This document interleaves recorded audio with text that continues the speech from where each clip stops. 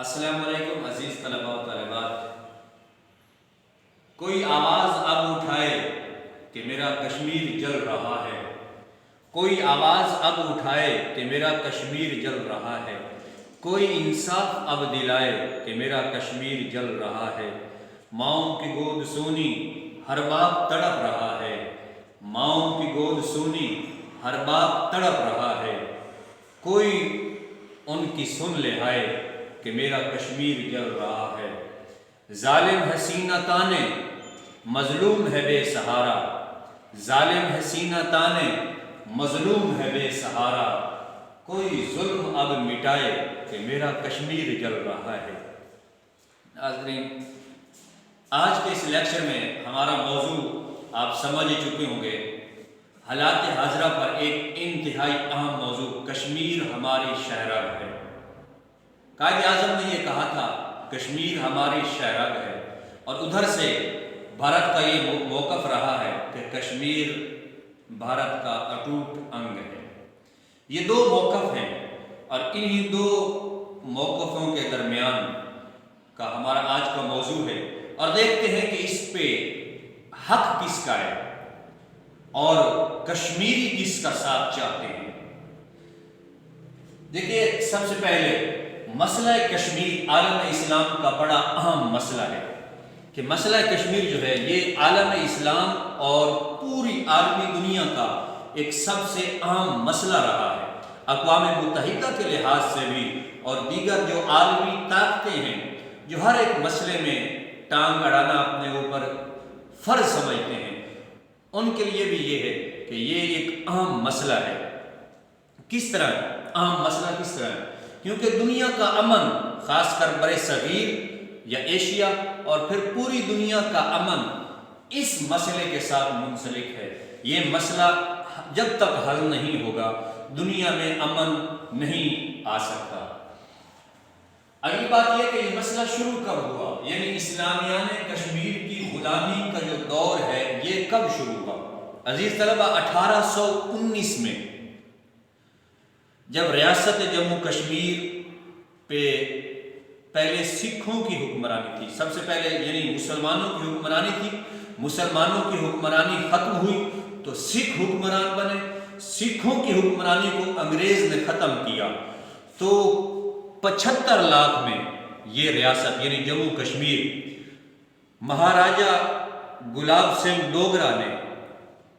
ڈوگرا کو انگریز نے یہ ریاست 75 لاکھ روپے میں بیچی تھی، اور جب یہ بیچی اس کے بعد پھر ہندو قابض ہوئے تو یہاں سے اسلامیہ نے کشمیر کی غلامی شروع ہو گئی۔ یعنی 1819 میں ان کا یہ غلامی کا دور شروع ہوا جو آج تک برقرار ہے۔ پہلے مسلمان حکمران رہے، 1819 میں مسلمانوں کی حکمرانی ختم ہوئی، سکھوں کی حکمرانی آئی، پھر سکھوں اور انگریز کی آپس میں لڑائی ہوئی تو 1846 میں انگریز آیا، اور پھر انگریز نے یہ ریاست مہاراجہ گلاب سنگھ ڈوگرا کو 75 لاکھ روپے میں بیچی۔ جب یہ بیچی تو اس کے بعد مسلمانوں کی غلامی کا دور شروع ہوا۔ اب اگلی بات یہ ہے کہ تقسیم ہند کا فارمولہ، تقسیم ہند کا فارمولہ انگریز نے طے کیا تھا کہ اس میں 3 چیزیں، ایک انگریز مسلمان یعنی جو مسلمان تھے اور ادھر سے ہندو، یہ اس کا فارمولہ ایک طے ہوا تھا 1947 میں۔ اس میں انگریز تھے، کانگریس تھے اور مسلم لیگ تھی۔ اس میں یہ طے ہوا تھا کہ ریاست کی عوام کی خواہشات کو مد نظر رکھ کر یہ فیصلہ کیا جائے گا کہ آیا ریاست کے عوام وہ خود مختاری چاہتے ہوں تو ان کو خود مختاری دی جائے گی، وہ پاکستان کے ساتھ الحاق چاہتے ہوں تو ان کا الحاق پاکستان سے کیا جائے گا، وہ اپنا الحاق بھارت کے ساتھ چاہتے ہوں تو ان کا الحاق بھارت کے ساتھ کر دیا جائے گا۔ لیکن یہ دیکھیے کہ مگر کشمیر کے ہندو راجہ ہری سنگھ نے یہ کیا کیا، ایسا ہرگز نہیں ہونے دیا۔ اسے یہ چونکہ وہ اس وقت کشمیر کا مہاراجہ تھا ہری سنگھ، اس نے یہ بھانپ لیا، پہلے اس نے یہ موقف اپنایا کہ ہم یعنی اس کو آزاد ریاست بنائی جائے، پھر اس نے سوچا کہ یہ آزاد اگر رہے تو یہ ہمارے قبضے سے نکل جائیں گے، کیوں نہ ان کا الحاق بھارت کے ساتھ کر دیا جائے۔ تو اس وقت کا جو مہاراجا تھا ہری سنگھ، اس نے کشمیر کا الحاق بھارت کے ساتھ زبردستی کر دیا۔ اب یہ ہے کہ یہاں سے جب انہوں نے الحاق کیا، اور اس میں انگریز کا بھی ایک فارمولہ یہ تقسیم میں ایک سازش یہ تھی کہ لارڈ ماؤنٹ بیٹن نے گرداسپور کا علاقہ جو بھارت میں ہے اب، اور یہ مسلمانوں کی اکثریت کا علاقہ تھا، اس وقت مسلمانوں کی اکثریتی علاقے جو تھے وہ مسلمانوں کو یعنی پاکستان کو دیے گئے۔ ایک یہ علاقہ کہ یہاں سے یعنی گرداسپور کے علاقے سے بھارت داخل ہو سکتا تھا کشمیر میں، اگر یہ علاقہ اس وقت پاکستان کو دیا جاتا تو اس کے داخلے کا راستہ بند ہو جاتا، لیکن لارڈ ماؤنٹ بیٹن نے ایک سازش کے تحت وہ علاقہ مسلم اکثریت کے باوجود گرداسپور کا علاقہ بھارت کو دے دیا، جہاں سے وہ داخل ہوا۔ اب یہ پھر کیا ہوا، کشمیر کی اکثریت کو اقلیت میں بدلنے کی کوشش کی۔ کشمیر کی اکثریت کون تھے؟ کشمیر کی اکثریت مسلمان ہیں۔ اب اس کو اقلیت میں بدلنے کی کوشش کیسے کی؟ اس کو اقلیت میں بدلنے کی کوشش اس طرح کی کہ ہماری جنگیں ہوئی ان سے، یعنی کشمیر کے وہ آگے ہم بتائیں گے کہ کتنی جنگیں ہوئی کشمیر کی۔ کم از کم 2 لاکھ مسلمانوں کا کشمیر میں بھارت نے قتل کیا کہ مسلمانوں کی اکثریت کو ختم کیا جائے، اور پھر جب مسلمانوں کی اکثریت ختم ہو جائے گی اور مسلمان یہاں یعنی کشمیر میں اقلیت کے طور پر رہیں گے تو ہم اس وقت کہیں گے کہ اب آپ آزادانہ انتخابات کروا لیں۔ تو اس کے لیے انہوں نے یعنی بھارت نے کشمیر کے 2 لاکھ مسلمانوں کا قتل عام کیا۔ اب اس میں پھر کیوں پاکستان، بھارت اور کشمیر حریت پسندوں کا موقف، اس میں 3 موقف ہیں۔ ایک تو یہ پاکستان کہتا ہے کشمیر ہماری شہرگ ہے، اور چونکہ کشمیر جو ہے مسلمانوں کی اکثریتی علاقہ ہے لہٰذا یہ مسلمانوں کو یہ دیا جائے، اور قائد اعظم نے یہ کہا تھا کہ کشمیر ہماری شہرگ ہے اور شہرگ کے بغیر انسان زندہ نہیں رہ سکتا، جبکہ بھارت یہ کہتا ہے کہ کشمیر ہمارا حصہ ہے۔ اب اس کے اوپر یعنی بھارت کا پہلے کیا موقف تھا؟ بھارت کا پہلے یہ موقف تھا کہ جب یعنی امن بحال ہو جائے گا تو اس وقت پنڈت جواہر لال نہرو نے یہ کہا تھا کہ جب بھارت کا یعنی جب کشمیر کا امن بحال ہو جائے گا تو اقوام متحدہ اپنے زیر سایہ انتخابات کروائے، اور وہ انتخابات میں عوام جو فیصلہ دیں گے اس فیصلے کو ہم قبول کریں گے، یہ کہا تھا۔ اور پھر یعنی پاکستان کا تو یہ تھا کہ اکثریتی علاقہ ہے اور ہمیں دیا جائے، اور یہ ہمارا مسلمانوں کی اکثریتی علاقہ ہے اور ہم اس کے بغیر زندہ نہیں رہ سکتے۔ بھارت نے اس کے اوپر غاصبانہ قبضہ کیا اور پھر موقف بدلتا رہا۔ اب کشمیری حریت پسندوں کا، کشمیریوں کا اس وقت کیا موقف تھا اور آج بھی وہی موقف ہے۔